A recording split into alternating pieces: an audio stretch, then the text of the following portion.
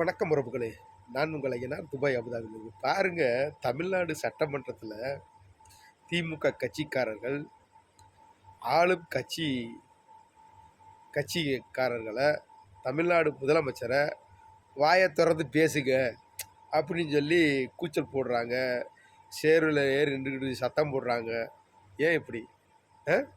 நீங்கள்லாம் அந்த தமிழ்நாடு சட்டமன்றத்தில் ஏற்கனவே எம்எல்ஏ வந்தவங்க, அமைச்சராக இருந்தவங்க, பழைய ஆட்கள். தமிழக வெற்றி கழகத்தில் இப்போத்தான் முதல் முறையாக ஜெயிச்சு எம்எல்ஏ வந்திருக்காங்க. பூராவே புதிய ஆட்கள். அவர்களுக்கு நீங்கள் கோபம் வரும் மாதிரி பேசுனீங்கன்னா எப்படி? தமிழ்நாடு சட்டமன்றத்தில் ஒவ்வொரு எம்எல்ஏவும் அந்தந்த தொகுதி பிரச்சனைகளை பேசி அந்த பிரச்சனைகளை எப்படி தீர்க்கிறது அப்படின்னு பேசுனீங்கன்னா உண்மையிலே வரவேற்கத்தக்கது, சிறப்பாக இருக்கும். நீங்கள் ஏட்டிக்கு முட்டியாக பேசி வாக்குவாதம் பண்ணி சண்டை போடுறதுல ஒரு பிரயோசனம் இல்லை.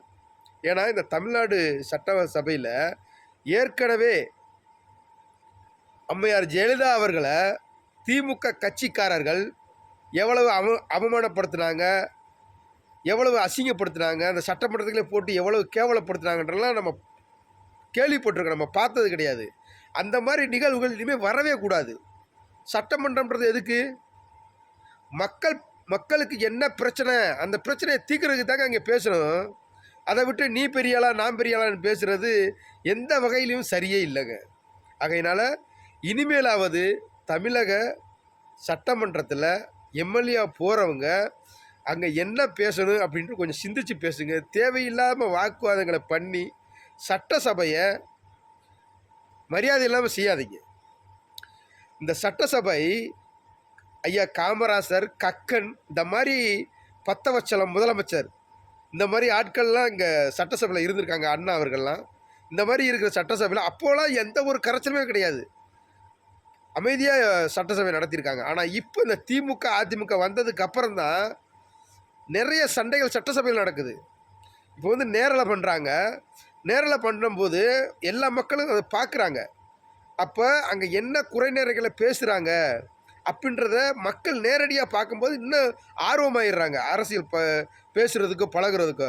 நீங்கள் இந்த மாதிரி வாக்குவாதம் பண்ணி சண்டை போட்டிங்கன்னா மக்கள் ரொம்ப வெறுப்பாயிடுவாங்க. ஏற்கனவே இப்போ தோல்வி அடைஞ்சிருக்கீங்க திமுக. ஆகையினால் சட்டசபையில் வந்து என்ன பேசணும் ஏது பேசணும்னு தெரிஞ்சு பேசுங்க.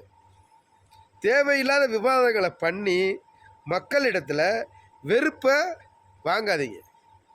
தமிழக வெற்றி கழகத்தினுடைய எம்எல்ஏ அனைவருக்கும் ஒரு அன்பான வேண்டுகோள், நீங்கள் கோபப்படுறதை விட, அவங்க பேசுகிறாங்க நம்மளும் பேசணும் அப்படின்னு பேசுகிறத விட நீங்கள் அமைதியாக இருங்க.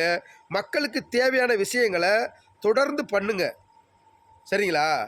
அதில் மட்டும் உங்களுடைய கவனத்தை செலுத்துங்க. ஏன்னா திமுக அதிமுக மாதிரி தாவகவும் ஆயிடக்கூடாது.